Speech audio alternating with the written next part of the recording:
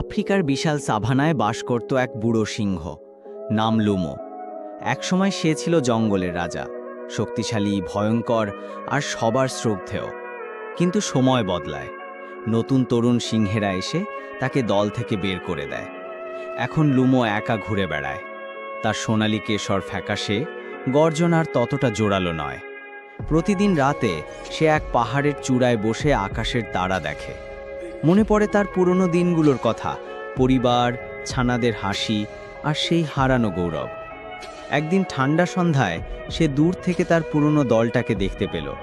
তারা এখন সুখে আছে, নিরাপদে, তার ছাড়াই। সে কাছে যায়নি, শুধু চুপচাপ তাকিয়েছিল, হালকা একটা হাসি নিয়ে। সেই রাতে চাঁদের আলোয় ভেসে লুমো শেষবারের মতো শুয়ে পড়ল। তার শেষ নিঃশ্বাসটা বাতাসে মিশে গেল, এক ভুলে যাওয়া রাজার শেষ নিঃশব্দ বার্তা। জঙ্গল ছিল নিস্তব্ধ, কিন্তু তারা এখনো মনে রেখেছে তাকে।